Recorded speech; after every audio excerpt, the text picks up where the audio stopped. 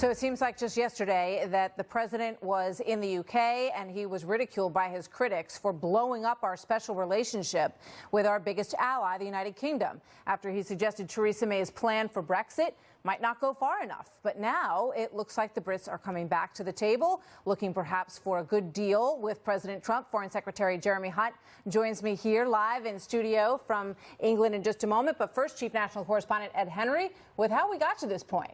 That's right, Martha. It's interesting what a difference a month makes. The conventional wisdom back in July was that maybe President Trump was meddling in British politics. Maybe he was blowing up key alliances like NATO. But now even the foreign minister is pointing out that President Trump's foreign policy seems to make some sense. The president took a lot of heat, as you noted, at the start of his visit to the UK for declaring a trade deal might be hard to do because Prime Minister Theresa May was pushing a soft Brexit plan that would not really cut ties with the European Union as promised. The president adding to the Sun newspaper at the time that ousted Foreign Secretary Boris Johnson, who had just resigned to protest that Brexit plan, might make a good prime minister. Left out of the massive criticism of the president that followed is he may have been a little salty over the fact that he was greeted by that giant balloon known as Trump Baby as part of hundreds of thousands of protesters in London. And the man who replaced Johnson as foreign secretary, you just noted, Jeremy Hunt, said at the time he understood the president's style,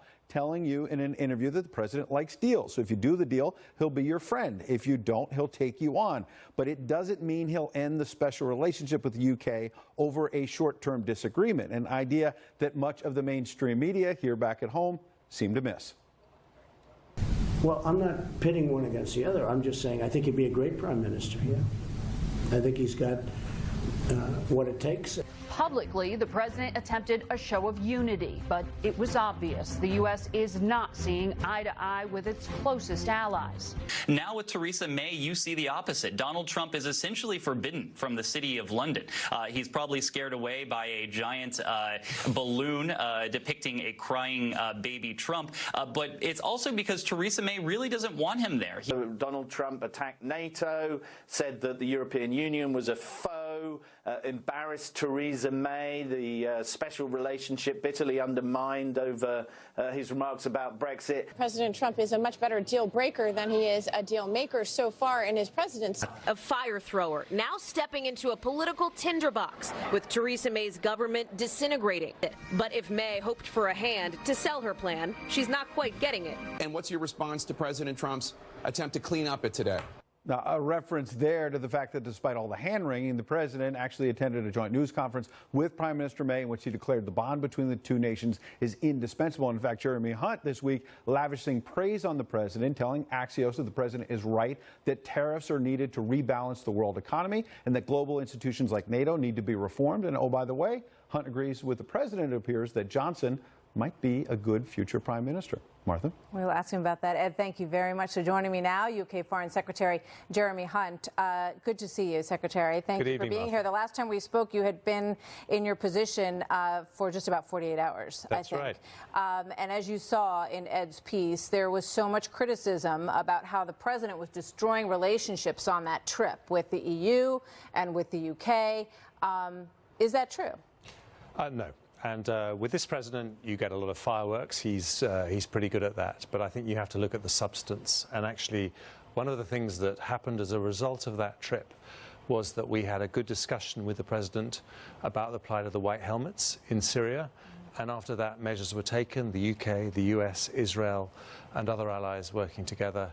And we got those very, very brave people out of Syria. We saved a lot of lives. And the reason we do that is because we don't agree on everything. I mean, we don't agree with the president's imposition of tariffs on steel and aluminium, which is affecting British companies.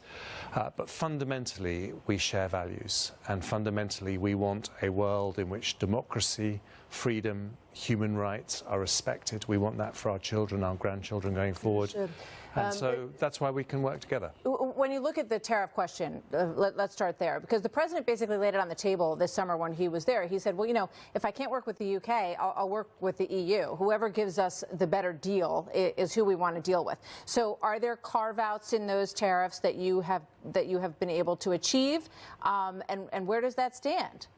Well, when we met the president, we explained in quite a lot of detail that the proposal that we made to the European Union for our free trade agreement, which is after all our biggest market, it's right on our doorstep, is one that would allow us to do a very ambitious free trade deal with the US. And that's what we want, and that's what the President's enthusiastic to do. And I had good discussions about that today at the White House. So we think it's possible. But I think the important thing is that, you know, right now we're in a world where there's a lot of instability, a lot of threats to the international order that we've all grown up with, and you need countries like Britain and America to stand together. And one of the things I did today, which I will remember for a very long time, was I met some very brave American diplomats who were expelled from Moscow because the United States stood shoulder to shoulder with Britain. When we had a chemical weapons attack on our soil, it expelled 60 diplomats. And you remember when your friends do something like that. And if we're going to keep the world safe, then countries like Britain and America that share so many values, we have to stand together. Let's get to your politics for just the last minute that we have together. Is Theresa May going to face a vote of no confidence in the fall? And you did speak out, just as the president did, and basically suggested that Boris Johnson would make a good prime minister. Well, I just said you shouldn't underestimate Boris, but Theresa May is our Prime Minister, and she's doing a fantastic job. And, you know, but so many people... He's brought incredible change to the United Kingdom? Well, he has. He led the Brexit campaign, but, you know, no one should underestimate the resilience of Theresa May. She's the right person to be our Prime Minister for now and for a very long time, because this is someone who knows how to be tough when that's called for, but she knows how to negotiate a deal. That's what she's doing now with the European Union. That's our big priority, but she also understands the importance of this friendship that we've had that goes back so many years with the United States. Do you expect a state visit for President Trump to the UK anytime soon? We would love to welcome him. You know, he's a great friend of Britain's, and we will make him very welcome. Okay, thank you very much. Good to see you.